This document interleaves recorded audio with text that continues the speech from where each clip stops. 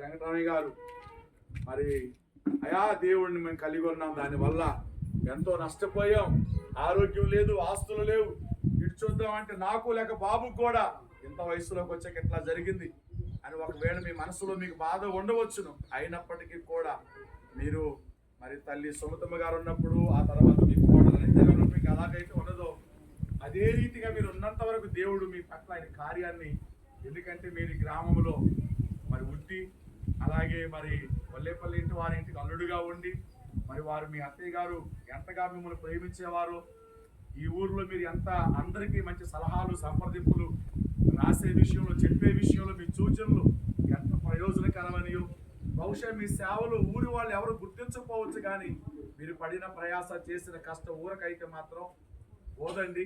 తప్పకుండా మీ మంచి మీతో ఎప్పుడు కూడా మీకు ఉంటుంది. మీరైతే దిగులు పడవద్దు, అధైర్యపడవద్దు, పర్వాలేదని మరి ఒకరినొకరు ఆదరించుకుంటూ బలపరుచుకుంటూ ప్రభు మనతో ఉన్నారు, మనం ప్రభువుని కలిగి ఉన్నాం చాలు. ఏమండి ఈ రోజున మహానుభావులు చాలా మందికి మనకేమి లేకపోవచ్చు. సపోజ్ చెప్పాలంటే ఉదాహరణకు ఒక మాట, తమిళనాడుగా సీఎంగా చేసిన జయలలిత గారు కోట్ల ఆస్తి గడించారు, కానీ ఆవిడ వైద్యులు లేక, మందులు లేక, డబ్బులు లేక, డాక్టర్స్ లేక చనిపోయింది ఆవిడ. లేదండి, పోని ఎంత కోట్ల ఆస్తి వెళతావు ఏం తీసుకెళ్లారు? వస్త్రము, గృహము దేవుడిచ్చిన వరకు దేవుని స్తుతించుదాం, దేవుని కనపరచుదాం. కాబట్టి మరొకసారి మరి ప్రియులు రామారావు గారు ఏస్కేల్ 24:15 వాక్యాన్ని మీరు సొంతం చేసుకొని, బహుశా ఈ మాటల ద్వారా ఇలాంటి స్థితిలో ఎంతమంది కోల్పోయి ఉంటారో వారందరికి మీరే సూచన, వారందరికి మీరే ఒక స్ఫూర్తిదాయకం. ఎంతమంది ఇష్టమైన వాటిని కోల్పోతారో, ఇష్టమైన వాటిని కోల్పోయినప్పుడు ఇక జీవితం విరక్తి చెంది జీవితం ఇంతే అని చెప్పి సాధించుకోవడం చూస్తారు. అలాంటి వారిని బ్రతికించడానికి మీ నెల్లూరు సమీపంలో తమిళనాడు దినకరన్ గారు వారి ఫ్యామిలీ అంతా సేవ చేసి మీటింగ్ ముగించుకొని వస్తుంటే యాక్సిడెంట్ అయ్యి మొత్తం ప్రమాదానికి గురయ్యారు.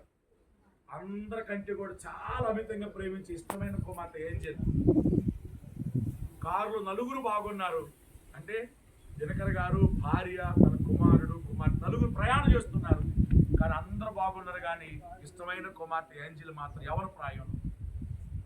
ఆ రోజున బైబిల్ పక్కన పడిచి దేవుడికి మనకు వద్దు, అసలు ఈ దేవుడిని కలిగి ఉన్నది మనకి ఎంత ప్రమాదం కలిగిందని పక్కన పడేస్తే మళ్ళీ అదే దేవుడు ఆయనతో మాట్లాడి, ఇలాగూ ఈ లోకంలో ఎంతో మంది కుమార్తెలు కోల్పోయిన వాళ్ళు ఉంటారు, వాళ్ళందరూ ఆదరణ కొరకు నా పని చేయవాలని దేవుడు ఏం చేశాడంటే మరలా తిరిగి బలపరిచాడు పని కొరకు.